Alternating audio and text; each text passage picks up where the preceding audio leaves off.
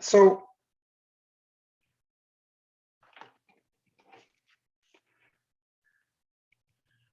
this is lecture 2.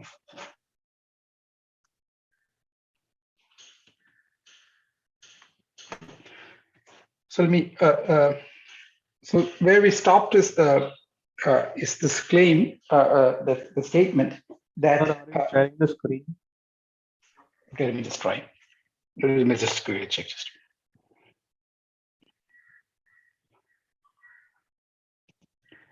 Yes. Is it visible now? Is it visible? Sir. Yeah. Thank you. Yes. Okay. Yeah. So the theorem that we stated is the following.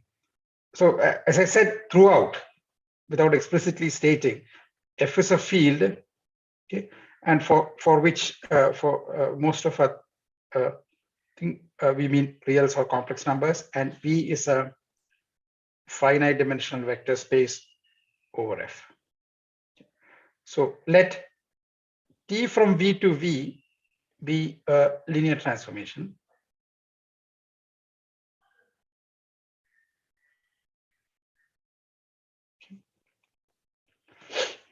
Okay. Then there exists a basis B of V with respect to which the matrix of T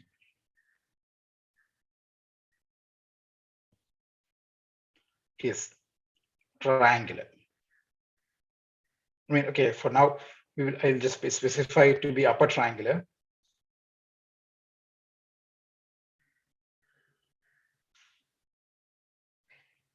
Okay, so this is the statement that we made yesterday, and we observed that in order to prove this theorem, we need to identify an eigenvector. This is over C. Oops, yes, that is crucial. I mean, well, it is not true in general for real.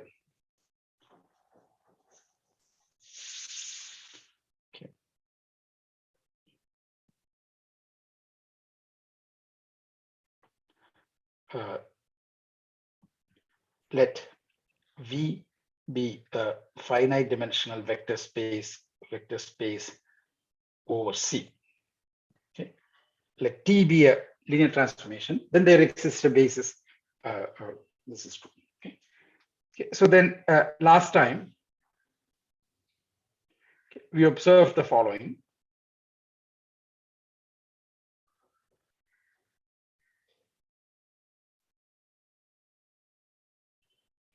Okay. If T is upper triangular,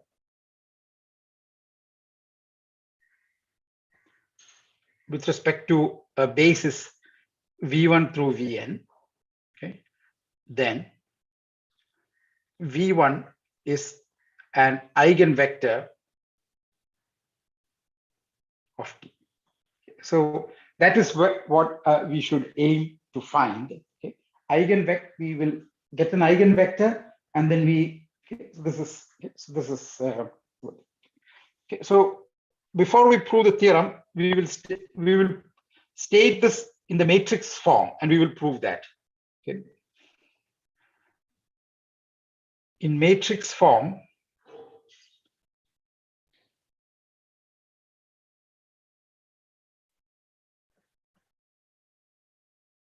okay, the above theorem is. Okay, so now we are thinking about V to be Cn. Okay, so we have a linear transformation from Cn to Cn. In other words, we have a matrix A, n by n matrix A. Okay, it's as follows.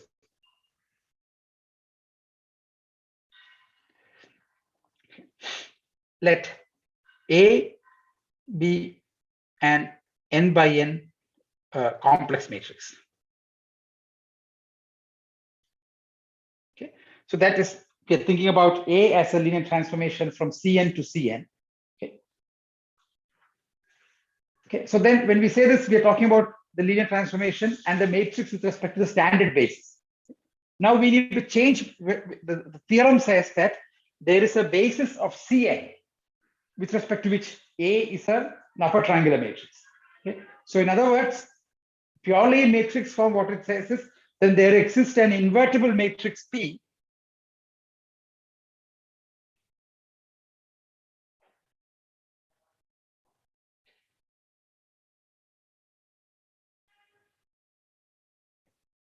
P such that, okay,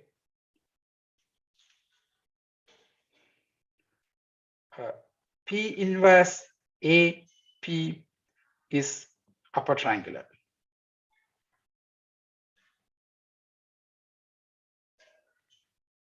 Okay, so recall that abstractly when we say change of basis, okay, so then it corresponds to taking a similar matrix, similar in the sense what I just wrote, P inverse P, P inverse AP for some P and invertible matrix P, invertible n by n matrix.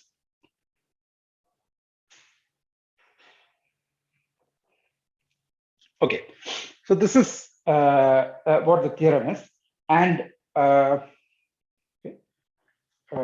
I hope that these two statements are equivalent. Is that you are familiar with choosing choosing? I mean, if you're given a linear transformation, choosing a basis writes it as a matrix, and a change of basis corresponds to a similarity transformation like this, P inverse AP.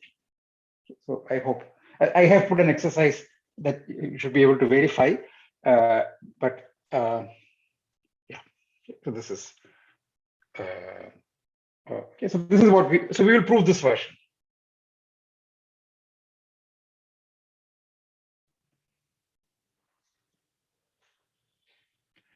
I mean, so it's easy. I mean, it is not difficult to prove the other version either, but that requires to introduce the notion of quotient space, which I think you have not seen. Okay, so time permitting, at the end of the semester, we will revisit. We will talk about quotient spaces. It is an important construction, so we will talk about it at the end of the semester. Right now, let us learn some new things and leave. I mean, there isn't much new in studying quotient spaces. It is it is sort of, I mean, it's a useful construction to state various things. Okay, so let us do that. Let's postpone that sort of technicalities towards the end and learn some new things now. Okay, so we will prove this version of the theorem.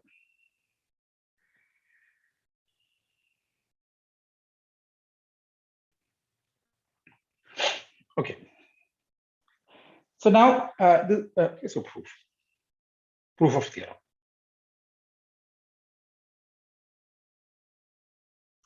Okay. So this is over C. So let P A T be the determinant of Ti minus A, Tin minus A.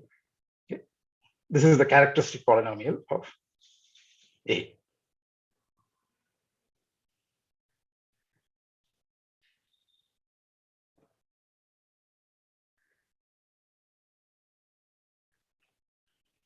Okay. So now, of course, this is degree n because there will be in all the on the diagonal entries, we would just have T minus the corresponding diagonal entry of A. This is a polynomial of degree n. So it has, and n is at least 1. Okay, so we are assuming that we are proving this for n greater than or equal to 1. So this is okay. So this okay. So n is greater than or equal to 1. Okay. Degree of P A of P is n. Okay. Therefore, this is a complex polynomial. Therefore, there exists lambda in C such that PA of lambda is 0. Okay, so this is the fundamental theorem of algebra. You may not have seen a proof, but we will accept this.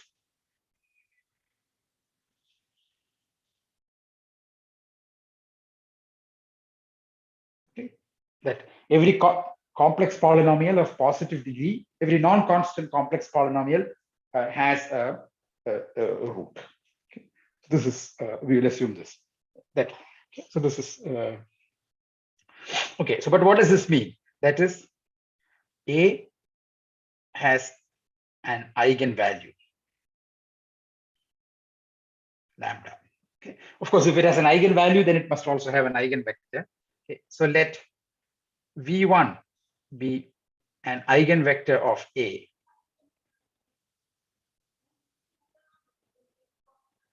for lambda. Okay.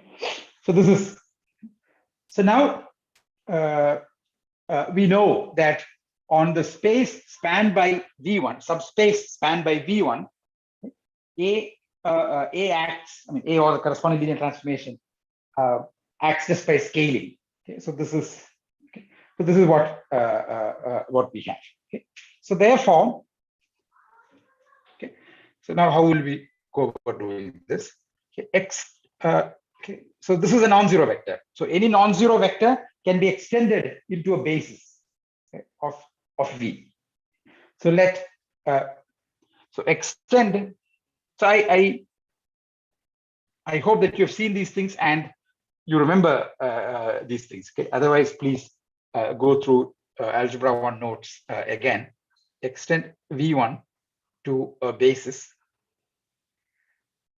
V1 up to Vn of Cn. Okay. And with respect to this basis, okay,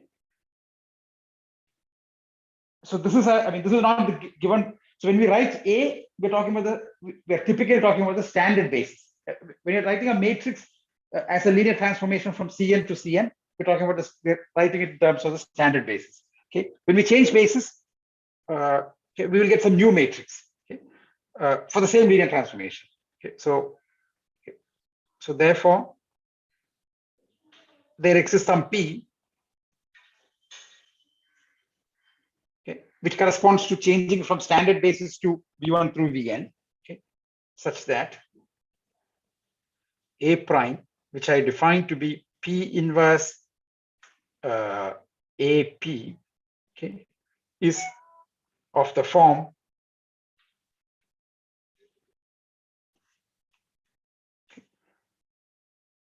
so V1 is the first vector. So A times V1 is just V1 itself, lambda times V1. So it is just lambda here. And A times V1 doesn't involve V2 through Vn. So below lambda, we will just get zeros. Here is just a column vector of zeros. Okay. And then we don't know what here is. And this matrix, let me call it D. Okay. Where D is an n-1 by n-1 matrix. Okay. So now we will do induction. Okay. But what are we inducting on? Okay. So when we say induct, okay, so we are inducting on the dimension of some space. Okay. So here it is n. Okay. So so now I will write a statement the way we will all write typically in proofs. Okay. But then I will take a detour about and take 5 minutes to explain, or maybe less than 5 minutes to explain what logically that means. Okay. Just because, I mean, just because you're in the first year and you may not have thought through this before. You might have, or you may not have. Just so that we are familiar. Okay. So when we so how will we typically write the proof? By induction. Okay. We assume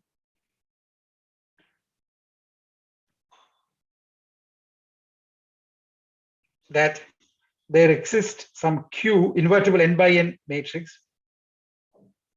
Sorry, n-1. They assume that there exists an invertible n-1 by n minus 1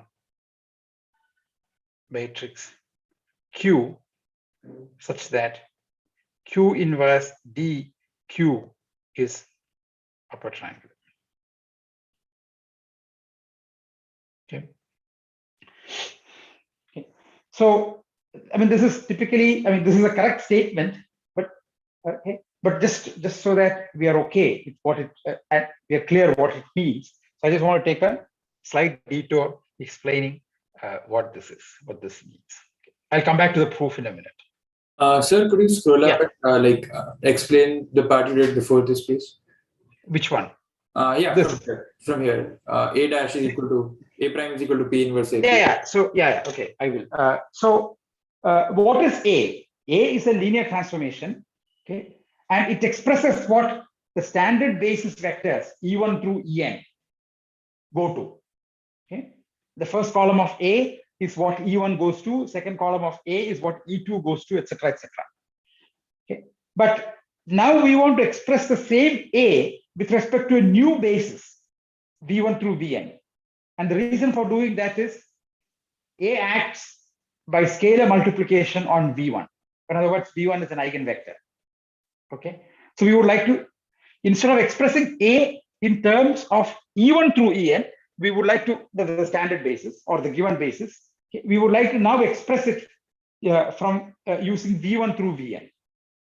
And this operation corresponds to a similarity transformation like this.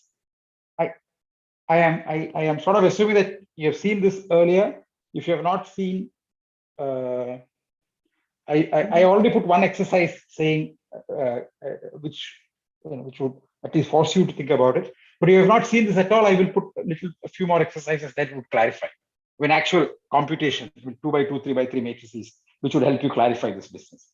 Okay, so you can just email me or send a feedback through Moodle whether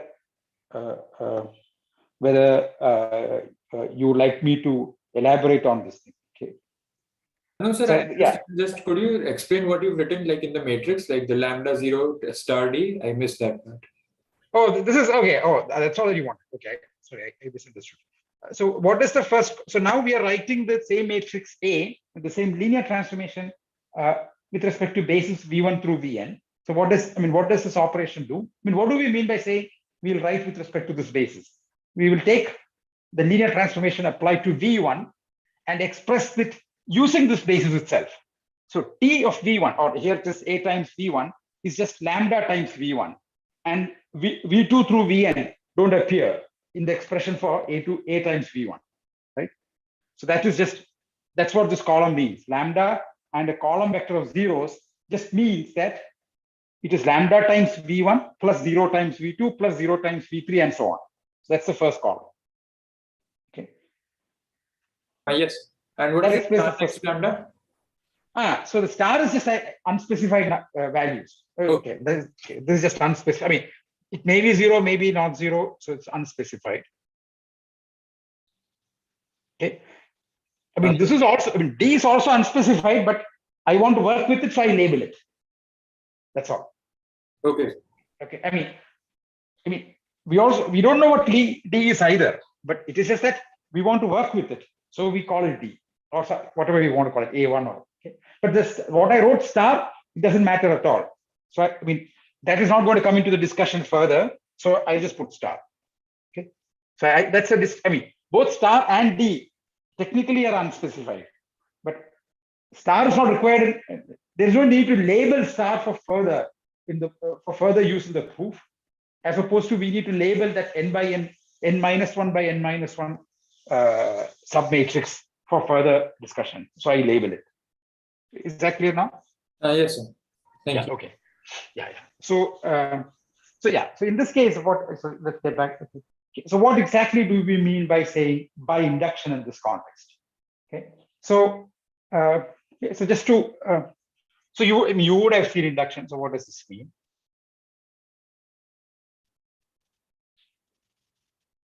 Okay. So I'm going to just get it in an aside and describe what induction. Okay. So this is just a detour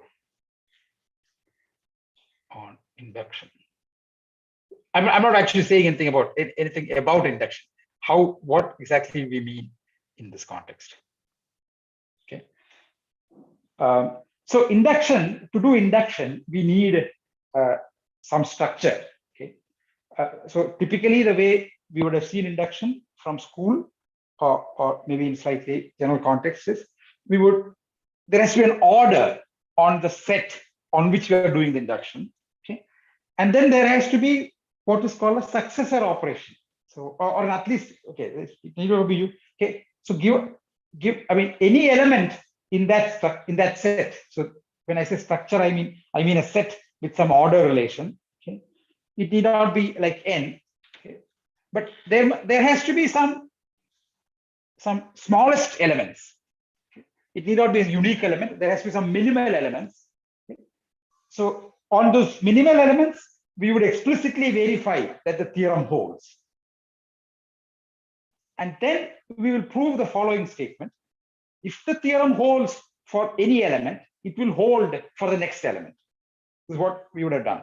Okay. We would typically have proved this, at least in school level mathematics, we would typically have proved this only trying to prove some properties of natural numbers. Okay. So here we are, okay. So here, at least, when as the way we write it, it may appear that we are proving something else, but in fact it is not. That is what I want to just explain. Okay. So what we are proving is the following statement.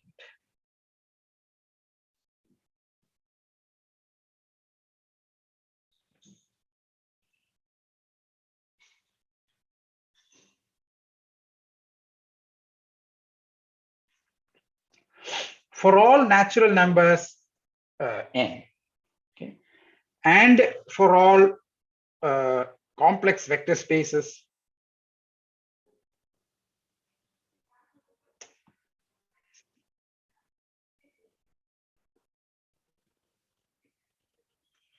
V of dimension n, and for all T from V to V, linear transformations T from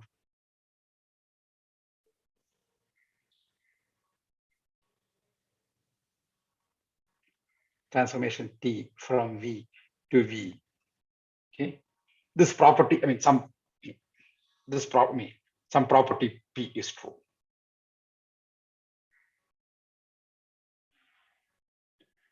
In this case, it is diagonalizability, okay, or something else is true.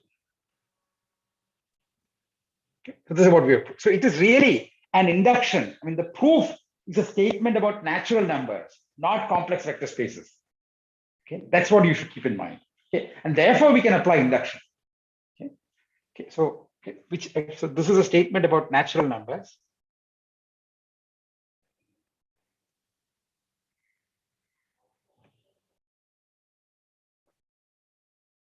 Okay, so we can try to prove it by induction. Okay, so the way we would prove it is we will try to prove it for 0, and then we will prove the statement that if it holds for n, it also holds for n plus 1. And then the principle of mathematical induction says it holds for all n. So this is, it is really what we have done in school.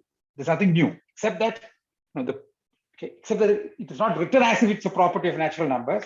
And so suddenly when we write by induction, the first time it might confuse us, but once this goes into your, once you're clear that this is what is being said, nobody writes, nobody writes that theorem like this, but everybody will prove it like this. Okay. If you read books, nobody will write that the theorem that you're trying to prove in such a formal language, because it is, things will be unpassable if you keep writing things like, in such formal way. Okay? But the proof, to both the person who writes it and to people who are reading it, it should be clear that this is what is proved. The induction is on the natural number, which has a canonical inductive structure. Okay, that's a statement about which we prove by induction.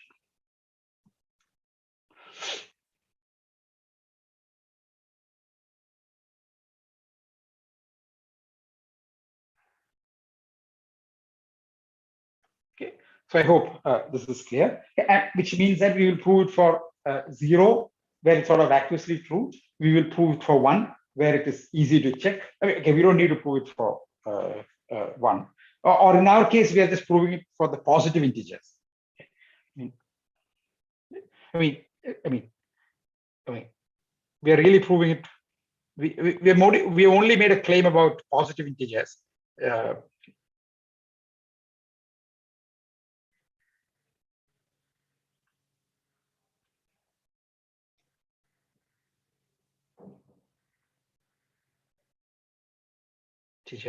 But if you're thinking about subsets of Z on which you want to prove some statement, it is I mean, the same approach is going to work whether we're thinking about natural numbers or positive integers or all integers greater than -2. I mean, that doesn't matter. What requires is that there is the smallest element in the set that we are considering, and we will explicitly verify that the statement is true there. And rest we will use this inductive statement, which is if it holds for n, then it holds for n+1. We will prove that statement, and then we will conclude that it is true for the whole thing. We have only claimed this for positive integers. Okay, it is relatively easy to check.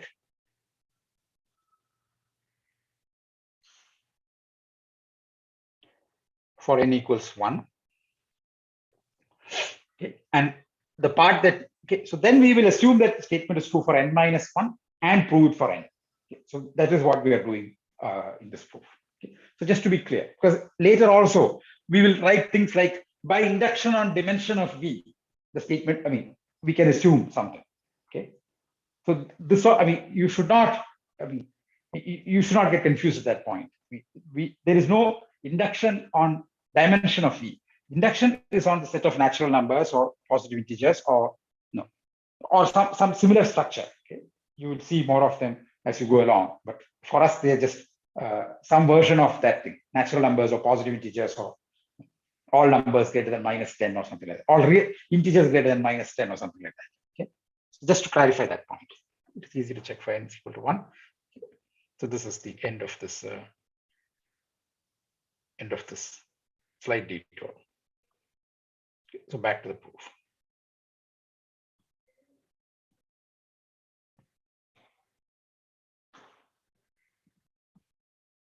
Okay, so in the proof, what we said. Okay, so there is some Q inverse dq is this. Okay, so now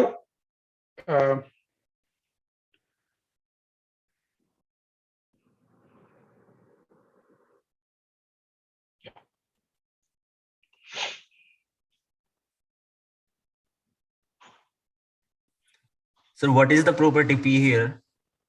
That it has there exists a basis B for V such that T is upper triangular. Here is that statement. I mean, for all integers, for all natural numbers, I mean, technically only for positive integers, for all positive integers n, and for all complex vector spaces V of dimension n, and for all linear transformations T from V to V, there exists a basis such that there exists a basis B of V such that with respect to B, T has an upper triangular matrix. That is the statement. Okay. Okay. Yeah. Okay. So now let us write. So we want to use this information at the n-1 by n-1 matrix to n. So let us write. So let Q1 be this sort of block diagonal matrix. Q is the matrix which diagonalizes D, which makes D into upper triangular. Okay. So now, what is Q1 inverse?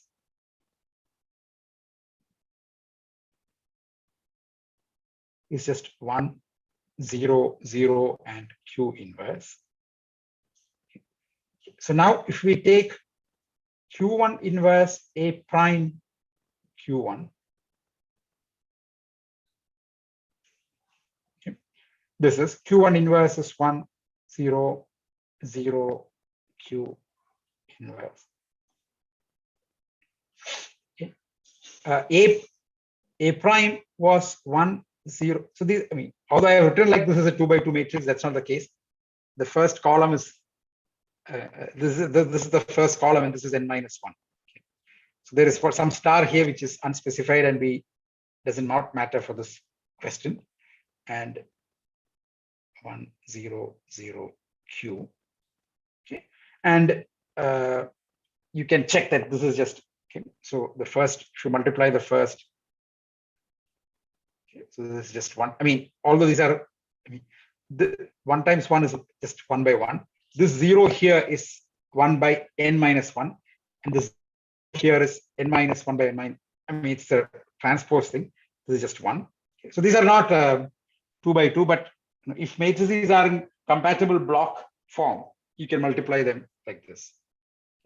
So there's some star here, which we don't actually care. Okay, then there's 0 times 1. This is 0 here. And the key point is here, Q inverse dq. Okay. I think it is lambda, and it should be lambda star d. I'm sorry. Thank you. This is lambda. Thank you. Okay, and this is lambda and 0. Yeah. Okay, but this is upper triangle.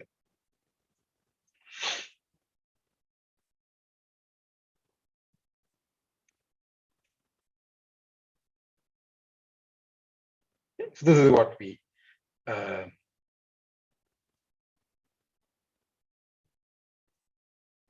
so one can prove the statement without referring to matrices, etc.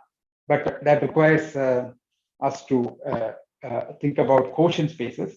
And I mean, I would like to do it, but I want to postpone that towards the end of the semester. Yeah. So one question. Yeah. If we have like V to V and V is isomorphic, if we have all the linear transformation from V to V, and then we have linear transformation from M to M, M is another vector space which is isomorphic to V. In this, okay, so in that case, that is their dual space. Will they share in connection? Dual spaces of two isomorphic vector spaces, will they share any connection? Like the properties of the linear transformation. Finite dimensional space. Yes. I mean, they will also be isomorphic. I mean, the dual space will also be isomorphic. So here we want the we prove the matrix for the Cn to Cn, and Cn is isomorphic to Rn to Rn, and wait, we proved for Rn to Rn or Cn to Cn. Here we use Cn because we had to say that we had to find an eigenvector. I mean, there is no. Okay. I mean, there are. In fact, that will be. I'm going to put that as an exercise. Oh yes, yeah, for fundamental algebra. Yeah, but that is not. I mean, that's where the C is used. But what is required, and I'm going to explain now, is that there is an eigenvalue in the field itself, in F itself. Okay? So if you have a 3 by 3 matrix or a 5 by 5 matrix, a real matrix, it will have I mean, the characteristic polynomial will have a root. Okay, so it will have. So any odd degree polynomial in real has a root. Yes. So that therefore you will not get upper triangular, but you will get something weaker. Okay, so that I'm going to put that as an exercise. No, but using this, what I'm trying to say is this theorem also implies the above theorem, because Cn is any finite dimensional vector space is isomorphic to some n to some Cn for some n. And so then this matrix A can be belongs to this dual space of Cn, and there will be some corresponding matrix in the dual space of V, so which will also satisfy this property. No. Dual space is linear transformations from a vector space to the field. I mean, maps from Cn to Cn are not. I mean, that's not dual space. Linear maps from Cn to C are the dual space. I mean, that is the dual space of Cn. Okay, so those maps which belong to the dual space. Okay, that's not. I mean, that's not what you mean by dual space. Okay. Yeah. Okay. Yeah. No, like is the proof like won't they be isomorphic? Like if V to V, the set of all linear transformation from V to V, and the set of linear transformation from M to M, where V and M are isomorphic, won't they be isomorphic as well? They will be isomorphic. Yeah. Yeah, so that's what I'm saying. Like Cn to Cn, we proved the theorem for Cn to Cn, and from some n for every phi there will be some n such that C is isomorphic to Cn, and we proved it for So as I said, as I said, the two versions of the theorem is the same theorem. So yes, and now, like without quotient space, even is this proof valid? Like from here to the above statement? Oh, you're saying without using quotient space? Yes, it is. Yes, which is why I said the two theorems are yes. But as I said, we will revisit this theorem once we discuss. If we get time to discuss quotient space at the end of the semester, we will revisit this theorem and we will prove it without using this isomorphism, without using coordinates at all. I mean, without using bases. Okay. That's all. Okay. That is sorry. That is what I meant. Okay, I should have clarified because since I didn't say what quotient space was, I was not going to elaborate. But now now I'll make a precise claim. I'm not saying I will be able. I mean, we will get time, but if we get time and we will discuss quotient spaces, we will revisit this theorem and prove the non-matrix version of it without reference to matrices. Okay. Yes, sir. And also, sir, what are some identities we might be needing for the identity of block matrices? Like here we use those identities that for sorry, what is your question? Like what are some nice identity we will be needing for block matrices? I don't know. I mean, whatever we need, we'll just verify. I mean, I do not know. I don't know. I mean, if you're asking for a place where you can see them and try to prove, I don't know. I mean, we need these little tricks along the way. We will just prove it. That's all. I mean, or we'll just observe it. These are not very difficult to prove. Yeah, and I don't think that we would need a whole lot of that sort of tricks to know to understand the subject. Okay, but that's okay. So now I just want to make one couple of remarks. Okay, not a couple of remarks. One remark. Okay, we can prove the similar statement for lower triangular matrices.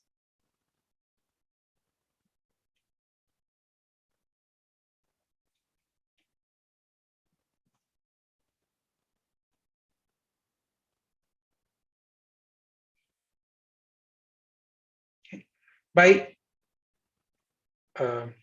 so we're just reordering the basis. So we chose V1 to be a eigenvector. Okay, and then we extended it into a basis V2 through Vn. Okay. So instead of doing that, what we will do is we will just take by using the basis using V2 through Vn and then V1. Okay, that's so. If you do this, then by the same inductive argument, one can prove lower triangular. The only thing is that, see, this goes back to what I had explained last time. If you want a lower triangular, you want the last vector to be the eigenvector. If you want upper triangular, you want the first vector to be the eigenvector. So just to ensure this will be okay. So now just to go back to the proof.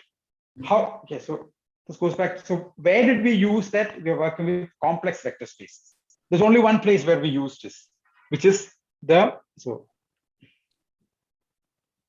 Sir? Yeah. So what Vj odd dimensional vector space over R, will it still be like, can we still? Yes. That is what I'm just going to say. Let me finish the statement and then whatever. Okay. So in the proof of the above theorem,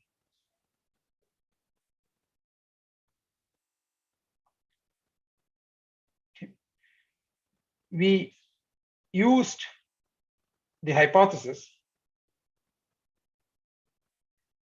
that FSC only to get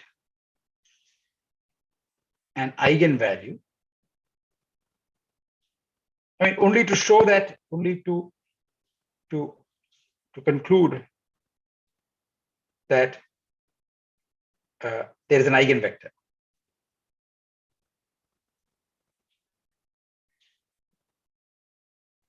In F, in Fn. I mean, okay. Let me also write F also nicely. Okay, in Fn. Okay. That's all. That's all. That's okay. Once we identify the eigenvector, rest of it is just some matrix calculation. Okay? That would have worked. I mean, again by induction. Okay. So if so, therefore, the same argument will go through. Okay. So there are two steps now. One, we need to know the theorem for n-1 by n-1 matrices. Okay. That's okay. And we need to know that there is an eigenvector in this thing. So the same argument would have gone through.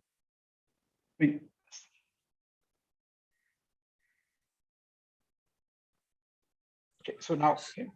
Sir, so so if the matrix has at least one eigenvalue, then yes, we can always represent it with respect to any other basis in a diagonal, in a triangular form, right? No. That is not correct. All that will be clarified in the exercises.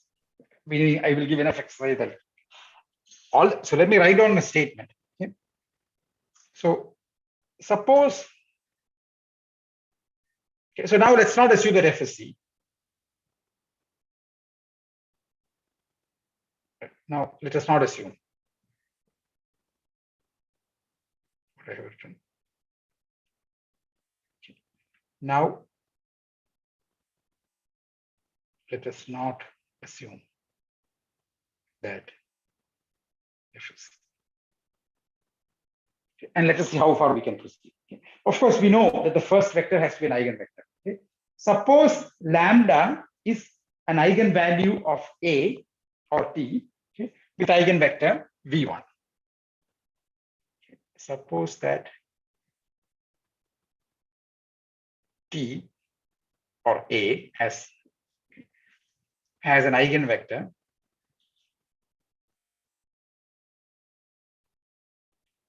in V, okay, or Fn, whichever one we are considering, or Fn. Let's call it V1, okay, with eigenvalue lambda. Okay, this is equivalently okay, Pt of T has a root in F. Or PAT, because let me not write it. Let me not keep writing this again and again. Okay. So there's a linear transformation. Suppose it has a root in suppose a characteristic polynomial has a root in that field itself. Okay. So this will happen if you're working with odd dimensional matrices over R, I mean, 3 by 3 or 5 by 5, things like that. Okay. So suppose this is true. Then, I mean, if it has an eigenvalue, it will also have an eigenvalue. Okay, so then, okay, this is sorry, I'm saying equivalently. I should have with eigenvalue lambda. Sorry, I should have clarified. This lambda, I want it inside F itself. Okay, equivalently. Lambda is 0, not some root. I mean, we want. Okay. Then extend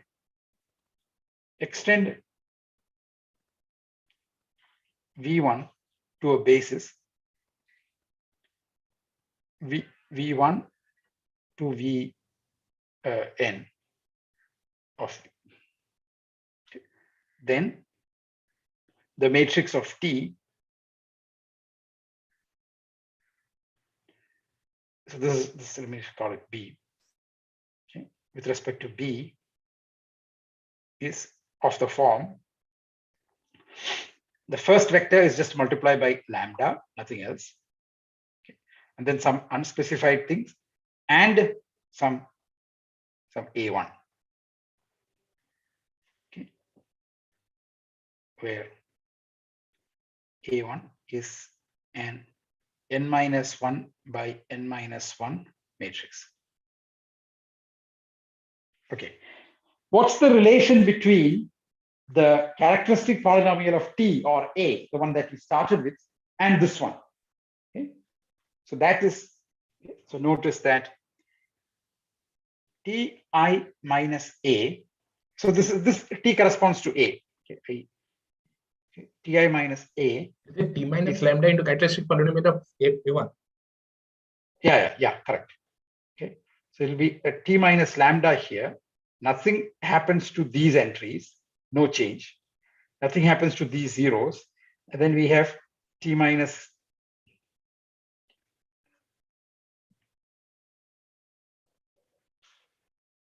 Ti minus T. This will be Tin, this will be Tin minus 1 minus A.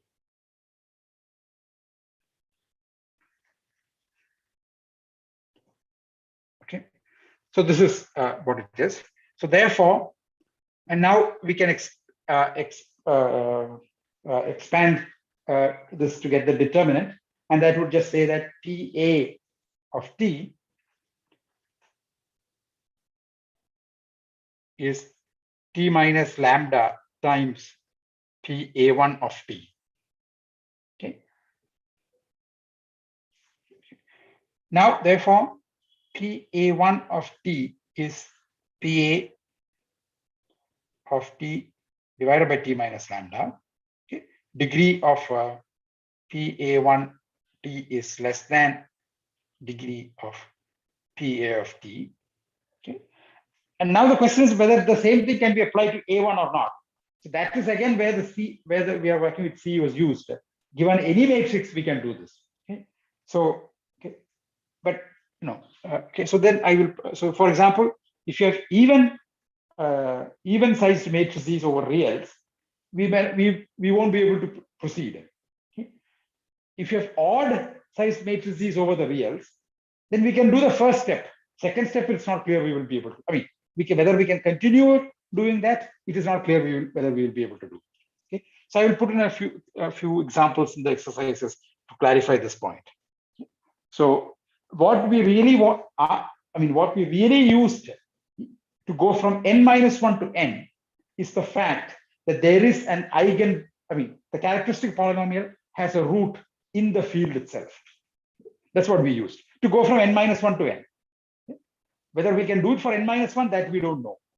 That would, whether we can do it for every, even smaller and smaller matrices will require some hypothesis to ensure that the new characteristic polynomial also has a root. And the field is T is one that guarantees that. Yes. If the eigenvalues with multiplicity will be 2, then or even then we can do for odd. Like, correct. Yes. So is that the strongest statement, or is it a more is there a more stronger statement over R for odd degree? No, you don't need. You just need that eigenvalues are in R. That's all. That is the statement.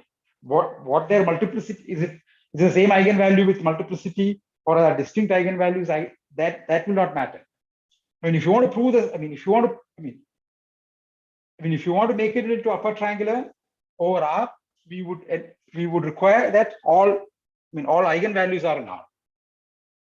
Yes. Okay. Yeah. So that means that means that yes. Yes, whether they're distinct, whether they are same multiplicity, that alone, that is irrelevant, and that information is also not. That's it. That is irrelevant. If you look at this, the statement is that PA1 must also have a root inside the field. Then you factor that thing out. Then that new thing also must have, and so on. Which is just to say that PA had all its roots in the field itself. You don't need to go to a larger field. Okay? So this is just in this discussion. Okay? So this is what is being actually used in the proof. This is the one that helps us go from n minus 1 to n. And once PR is, yes. Sir, in the inductive hypothesis, we assume it to be true for n minus 1 cross n minus 1 matrix, right? Correct. Yes. And then we want to prove it for n by n matrices. Yes. So, sir, I am actually not getting what exactly is causing the problem for assuming it to be true for the smaller matrix PA1T. For the smaller characteristic polynomial PA1T. Yeah. If we, by induction, can't we assume that it has No. a representation like that? No, it is not. There are 2 by 2 real matrices where this is not true. Okay, you cannot sir. assume, no, you cannot, when you say, yes, that is why the language in which this induction is written can be confusing. What is being stated is that, I mean, induction, proof by induction has 2 steps. First step, you prove it for the smallest element in the set over which induction is being done. Okay. In our case, the set of positive integers, you prove it for one-dimensional spaces. Okay. Then you prove the following statement. If it holds for n minus 1, then it holds for n. Okay, okay, sir. Yes, sir. Yes, sir. I mean, yes. Yes, sir. I get it. Right. Yes. So you do not know if it is true for n minus 1. Yes, sir. I was confusing the chronology. Okay. Yes. So as I said, induction, when we write it, in a textbook or I mean, the first few times it is better pay attention to what is what is the base case, what is the induction hypothesis. After, you will get used to it. But that's the way I wanted to elaborate that statement. Okay. So where are we? This theorem. Yeah. Sir, go ahead. Yes. So for the if you have to convert a matrix into lower triangular form, Yes. then you said that you have to reorder the basis, right? So can you discuss? I mean, typically, okay. What I did is, if you want a lower triangular, then the last basis vector has to be the eigenvector. In our setup, we had only one eigenvector v1, so you make sure that is the last one. That's all.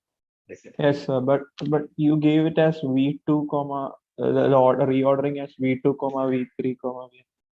Sir, so yes. I did not get that. Yeah, I just wrote the basis elements in such a way that the last vector is the. Is it vn comma vn minus 1 comma 2vn? Oh, it doesn't matter. No. I think it's back to the same issue. We do not know what v1 through v2 through vn are, right? So there you're proving it by induction. I mean, you in the end, when you're done with the proof, yes, it will not be these v2 through vn. It will be something else. Okay, sir. Yeah. Thank you, sir. Yeah.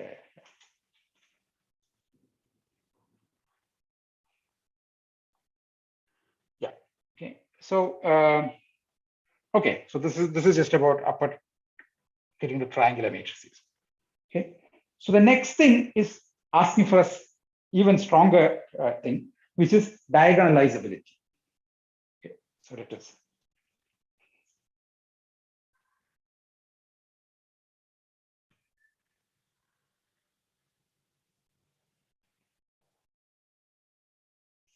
Okay. So the question that we want to ask is the following. Given a finite dimensional vector space over a field F and a linear transformation T, is there a basis in which T is a diagonal?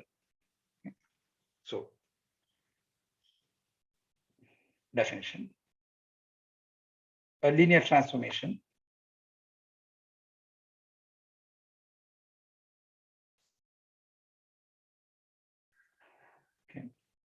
T from V to V is diagonalizable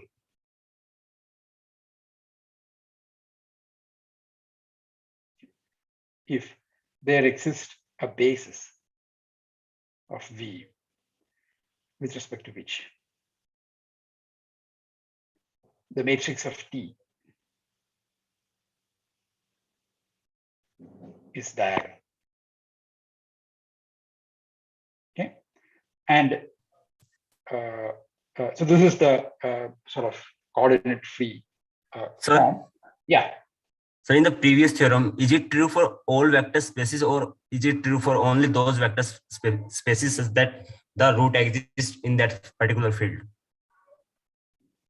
No. When you say vector spaces, you also have a field in mind. Like if we have V over R, but we don't have any roots for the characteristic polynomial of V. Yeah. So it is possible that correct. It is possible that even sized matrices or even dimensional vectors, if you have a linear transformation from an even dimensional vector space to itself, the characteristic polynomial need not have roots in the field itself, right?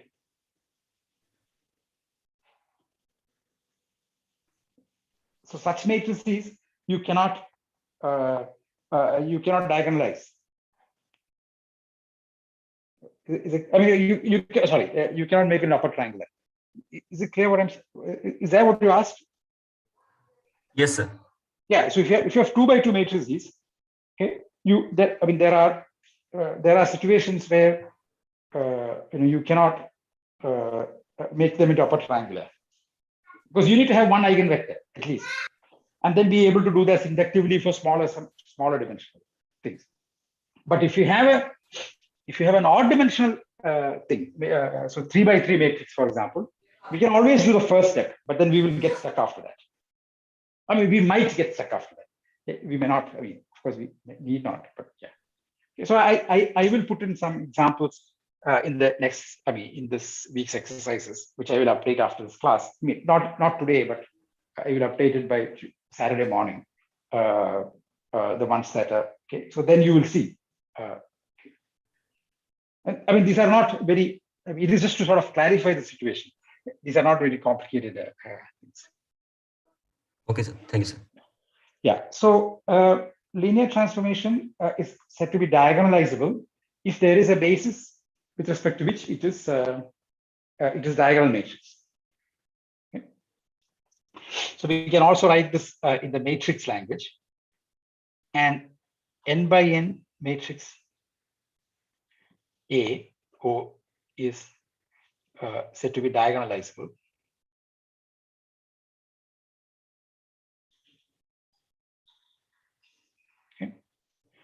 if there exists some invertible n by n matrix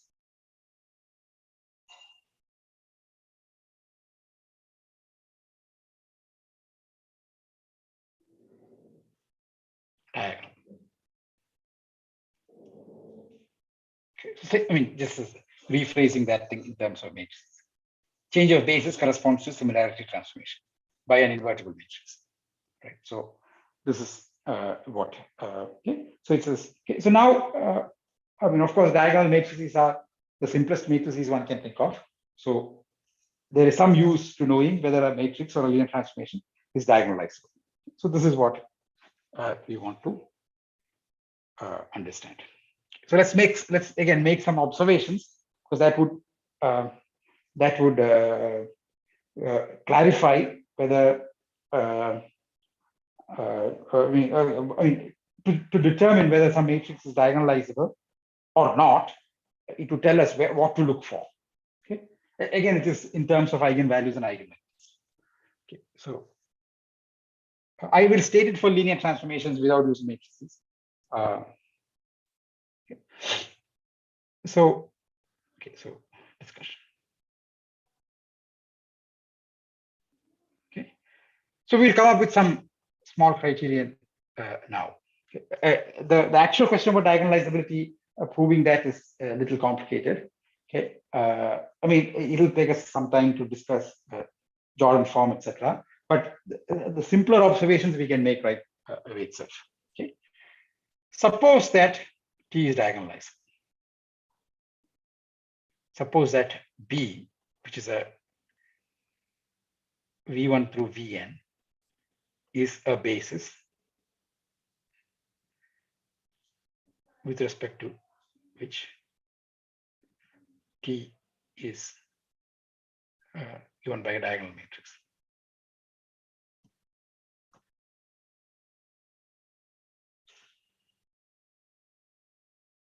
Okay. So we're just trying to discuss what this entails. Okay. Diagonalizability will entail. So what does this mean? This means that T of Vi does not involve other vectors for it. Okay.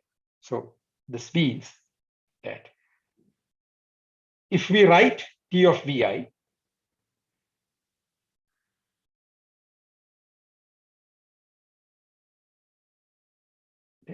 TVI. So remember, the matrix is just the ith column is the entries in the ith column are the coefficients, the scalar coefficients for multiplying V1 through Vn to express T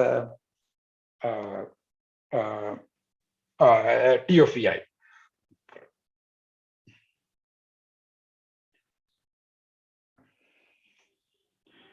Maybe I'll call it J. Okay. If you write this just means then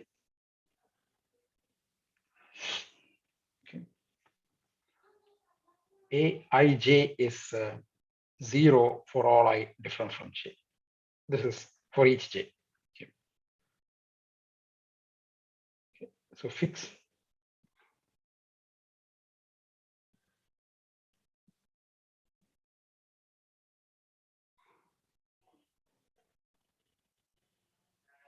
right. Then that's what it says, right? When we express P of V in T of Vj in terms of the say the basis V1 through Vj, it does not involve other vectors other than Vj. Okay, that's what that matrix or diagonalizability represents, right? So in other words, Vj for every j, Vj is an eigenvector, and okay, that's what it means. Okay? So this means that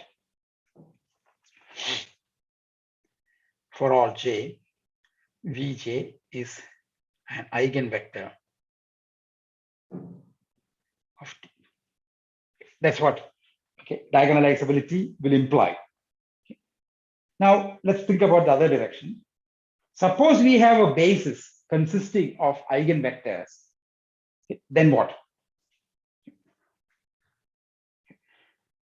Conversely, let B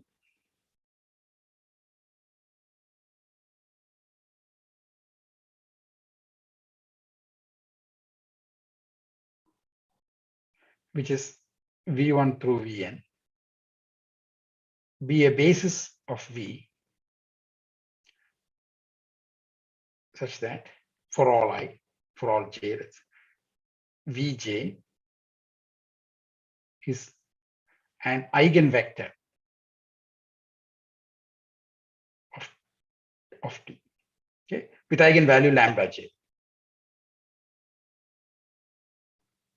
And once you say it is an eigenvector, there has to be an associated eigenvalue, and let us call that thing lambda j. I'm not saying V1 through Vj are distinct, they're even linearly independent. I mean, V1 through Vn are distinct, they're even linearly independent. But lambda 1 through lambda n, it could be the same. Okay. That, but let's call them still lambda 1 through lambda n. Okay. Then the matrix of T with respect to B, so just have to enter this into, so the jth column of the matrix is what Tj looks like in that basis. Okay. Tvj looks like in that basis. This is just, okay. Tv1 is just lambda 1 v1 and nothing else appears. Okay. Tv2 is lambda 2 v2 and the v1 through v1, v3, etc. don't appear.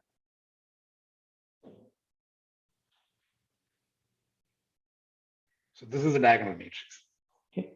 So this, I mean, the conclusion of this short discussion, which is just rewriting from definition what diagonalizability means, is that T is diagonalizable if and only if there exists a basis for V consisting only of eigenvectors of T. That is the conclusion. We just proved both directions. Okay. This is a relatively, I mean, if you write the theorem as it looks like looks like a very profound or difficult statement, but that's the reason why I just gave a proof first. Okay, the first part of the observation is that if the matrix is diagonal, I mean, if the matrix of T with respect to B is diagonal, then each of the basis vectors in B must be an eigenvector. Conversely, if D is such with that B has that property, then the matrix of P with respect to B will be a diagonal matrix. Okay. So the conclusion, let me just write this as a proposition. T is diagonalizable. Okay. If and only if V has a basis consisting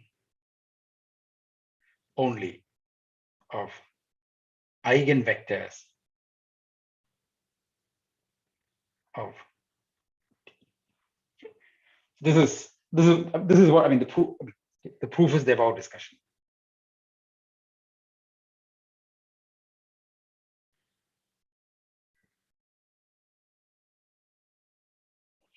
And moreover, the discussion also tells us something more.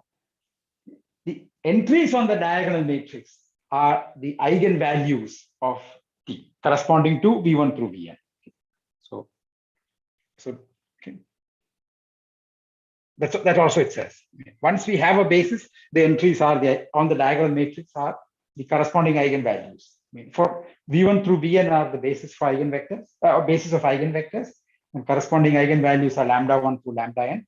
That's exactly the diagonal entries. So this is what this thing says. So now we would like to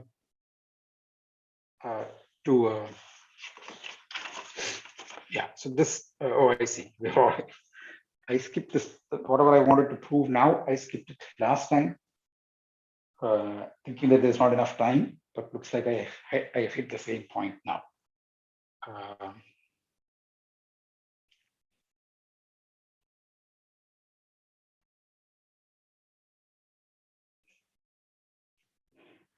Okay, so maybe I will stop now, because next I want to prove is that if T is such that it has n distinct eigenvalues, okay, then we can prove then T is diagonalized. Okay, so maybe let me just state that proposition.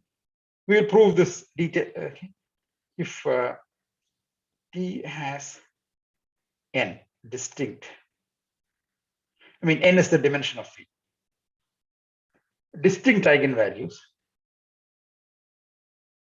then T is diagonalizable.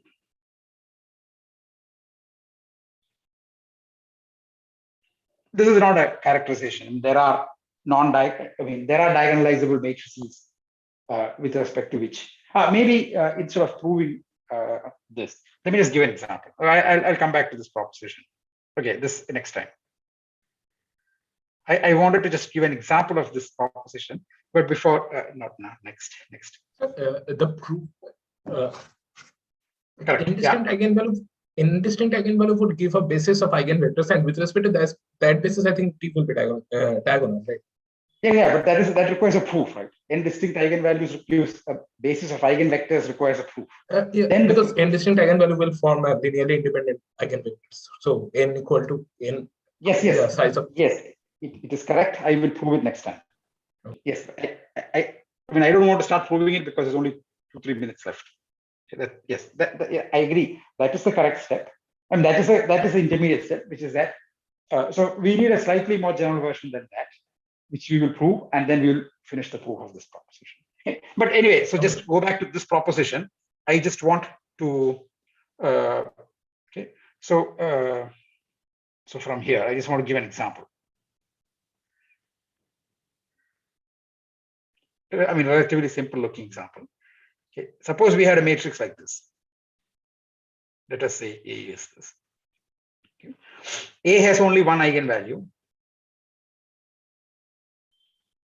I mean, A has two eigenvalues, 1 and 1, but only one distinct eigenvalue.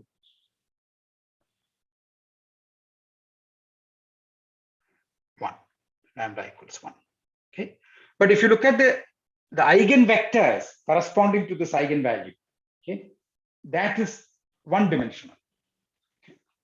So the eigenspace,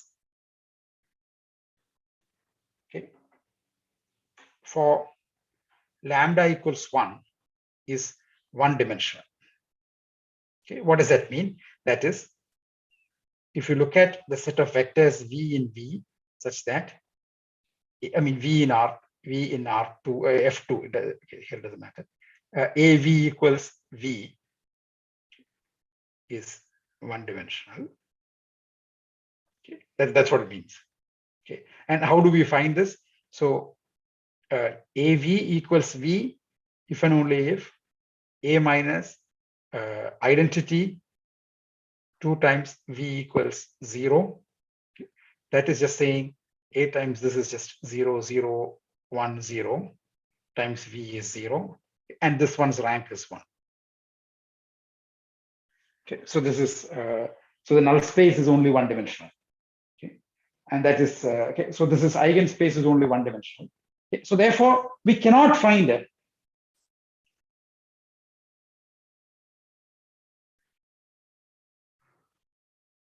Find a basis V1, V2 of F2 such that both V1 and V2 are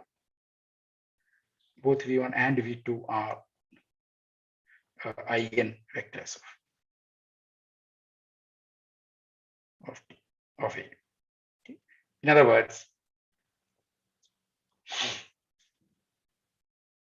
okay, A is not diagonalizable.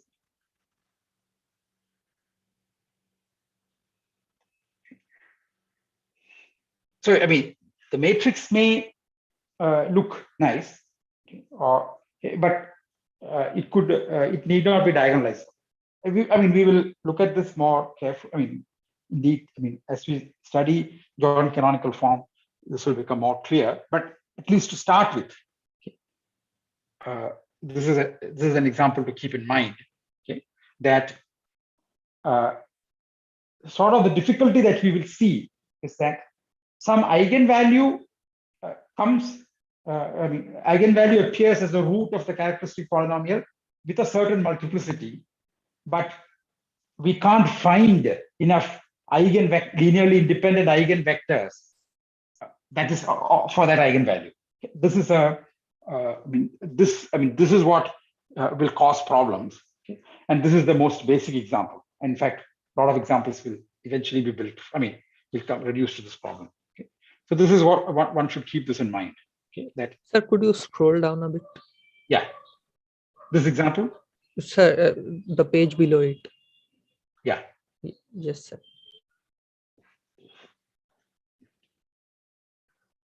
Okay.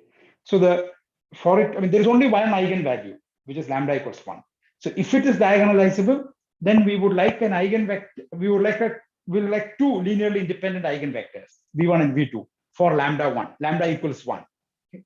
But the calculation shows that for lambda equals 1, the set of vectors that are eigenvectors for that thing form only a one-dimensional vector space. We can't find a v1 and v2 inside that thing. Okay. Therefore, I mean, we won't be able to diagonalize. I mean, and it is a somewhat strong statement. We are saying there does not exist an invertible 2x2 matrix such P, such that P inverse this particular A times P is a diagonal matrix. Okay. I mean, of course, we cannot enumerate all such possible P and then check. So this is, yeah. So it is saying, I mean, this simple calculation is saying something about the non-existence of a matrix inside 2x2 invertible matrices. Okay, so it is that's. But we will see. Not just. I think we will see that this is what will cause problems. That there is some eigenvalue which appears with certain multiplicity as a root of the characteristic polynomial, but the corresponding eigenspace cannot give enough linearly independent eigenvectors. Okay, so that's okay. So I'll stop here. Sorry, I should short time.